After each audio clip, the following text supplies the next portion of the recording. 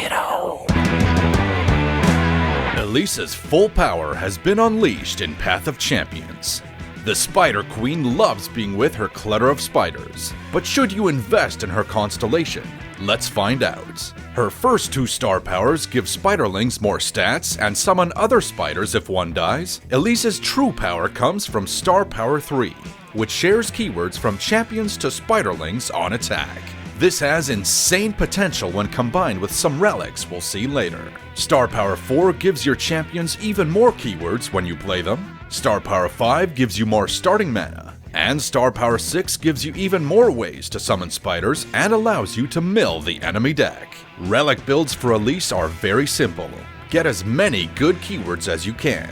The epitome of this is Gale Force, which lets you attack twice and often one-shot your opponents. You'll find that a lot of them don't block scout attacks, even if doing so would keep them alive. And even if you lose Elise, your spiderlings retain the scout keyword, allowing them to get off more scout attacks and often win the game without Elise presence. For epic relics, Fear Cleaving Axe gives your spiders more stats and damage on attack. Full build is a relic everyone can get and gives you Challenger, Tough, and Overwhelm all in one. Harmless Scarecrow is an option with Star Power 6. The Beast Within also gives Overwhelm, along with a small stat boost for all your spiders. And I don't have them, but Elise's signature relic, Queen's Embrace, and Spirit of the Buru are fantastic options for Elise. Moving on, Voidborn Carapace is one of the only relics in the game that gives you Evolve, providing you with more stats for all those keywords.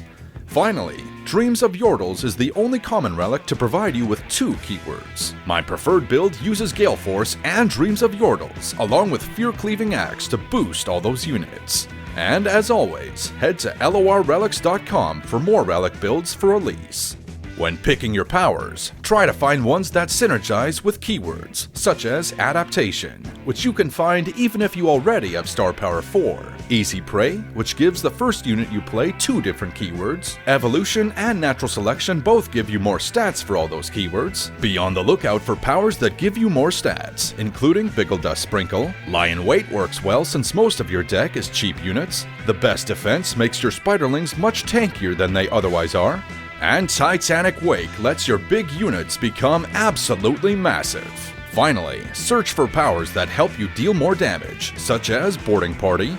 Perfection and Lethality both combo well with Impact, as the impact damage will be increased to 2 or 4, depending on which power you pick. And Trifarian Might is an incredible option that gives Elise much more control than she otherwise has. When picking your support champion, look for cheap champions with good keywords, like Diana, Teemo, and Zoe. Damage-based champions such as Draven, LeBlanc, who will have no trouble leveling up with this deck, and Zed.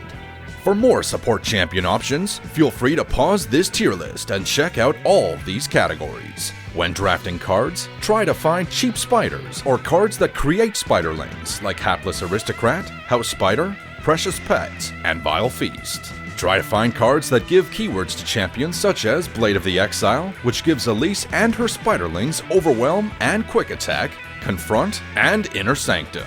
And look out for these items when drafting cards. Golden Spatula, especially if you can find one on a spider.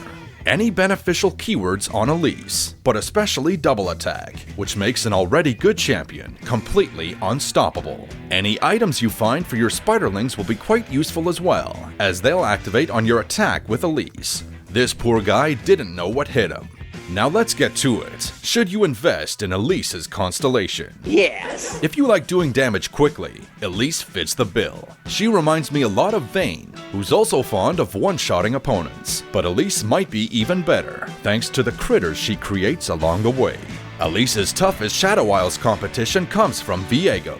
These decks are played quite differently, with Viego's kit revolving around letting your big units die to make others cheaper, while Elise's deck succeeds from spamming keywords. Ultimately, I think Viego might have the edge, but it's not by much. You can't lose if you're picking between these two. Just make sure you draw Elise, otherwise you'll be in for a bad time. That's all I have for this one. If you enjoyed this guide, you know what to do. And to see another video like this one, check out my Shyvana guide here. Take care.